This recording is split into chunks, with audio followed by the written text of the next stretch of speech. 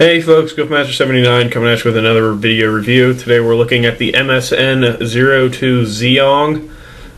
This is from the American release mobile suit line, obviously.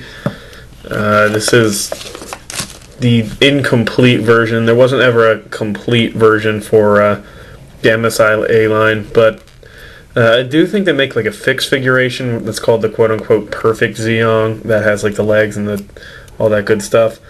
Don't get me wrong, this is a cool toy, but I'm just not a huge fan of it. And it seems that every single time I buy like a lot of figures on eBay, like a whole bunch at once in one auction, it always includes a Zeong, because I'm not even kidding, I have like 4 or 5. They're all just chilling over there, you know, partying. Woo! Anyway, this is the Zeong. It comes with a variety of accessories, and by variety I mean a bunch of hands. I'll quickly go over the articulation. He has a swivel neck, ball jointed shoulders. It's kind of sort of like a ball hinged elbow. It can swivel up and down, single hinge, and then swivel at the bicep. He has ball hinged sort of wrists where they have a swivel and then can pivot left and right here. You can see that, like so. He has a little bit of waist articulation, but because of his massive skirt armor, it's not really going to move too much. And the thrusters underneath, these are on little ball joints, the 2 big ones. These little ones I think are on like sort of like ball joints. Yeah, but they don't really move around too much. And that's about it. As for action features go, I will show you. Like in the show, you can pop his head off, and it has a little thruster underneath there, or whatever that is, so he can fly around in the Zeong head. He does come with a bunch of removable hands. He comes with these 2, a left and right posable finger hands, where you can see they're just sort of curved, and you can articulate. They're articulated. Blech, I can't speak today. It comes with 2 chopping hands for cutting vegetables and shooting lasers out of them, like in the show. And he comes with 2 regular closed fists. So he also comes with these arm extension thingies, which are such a pain to get on, but I'll try and show it anyway. Basically, like in the show, you can take these arms off and then connect these. Oh, on the show they were like wires and they were flexible. These are just hard plastic. So I mean, not a whole lot of play value you're getting with that. But it is so it's really difficult on a lot of Zeongs to get it off. As you can see, this whole part here swivels because there's another joint inside here. You want to remove it not at the elbow, but you want to remove the whole forearm, which can prove to be pretty difficult, because every single time you try to do that, it's just going to remove the elbow. So see, and then it won't even stay on. So if you can just kind of finagle it, there we go. You can see this whole joint is separate, and then it pops out from there. You can attach one of the 2.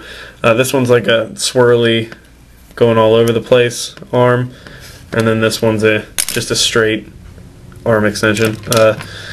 Just for giggles, I'll attach the all over the place one. All you do is just plug it into that little hole there, and you plug in the fist. I like to use the flat hands because it looks like it does in the show, and you just attach it in there. I'll sort of attach it. It's kind of hard to attach. There we go. I think that's in there.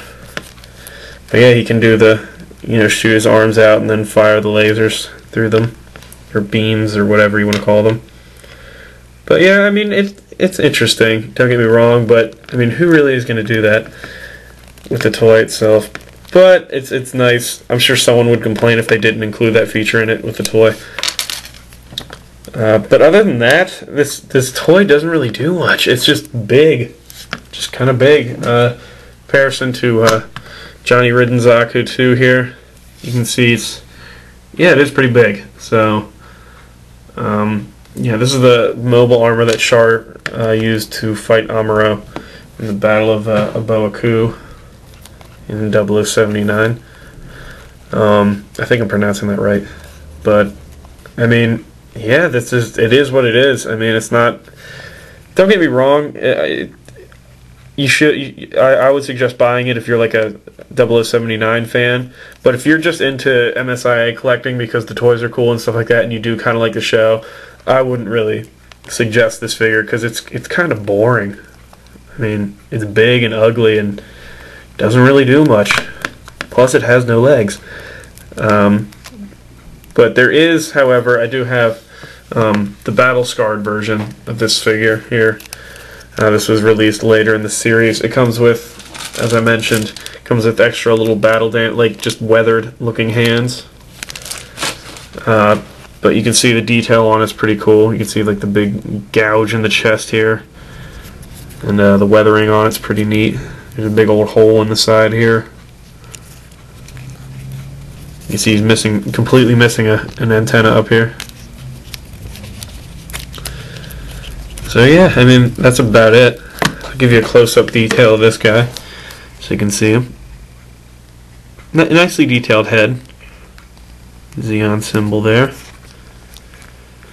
Lots of nice panels. I think this guy would look pretty neat panel lined. I do like the arms. I mean, it's pretty detailed. It looks all mechanical and whatnot. There's back 2000 underneath. I think someone should rig up a thing of legs you can stick on this guy. That would look really cool. So you could have him, you know, being real big and tall. But I'll quickly show you the battle scarred version up close here too. If it'll focus, yes. I do like the weathering on these, and the battle scarred features look cool because like that whole big gouge in his chest looks pretty neat. I have to hand it to them. The battle scarred line of figures, they do look pretty good. I mean, at first I wasn't a big fan of them, but now that I've collected more of them, they look pretty cool.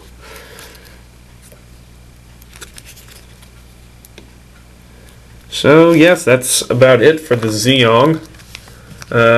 Overall, it's a pretty neat toy, but I wouldn't recommend it unless you're a die-hard fan of 0079. He doesn't really cost a whole lot because not a whole lot of people want him. So you will be able to find him for a pretty good price on eBay or whatever, wherever it is that you shop for your Gundam toys. Probably anywhere from like 10 to 15, 20 bucks, if even. But yeah, pretty cool. But like I said, only if you're a 0079 fan. So that about wraps it up here. I will be reviewing more stuff today, so keep a lookout for that. And until next time, thanks for watching. Subscribe if you like my videos, and Semper Fi, Marines.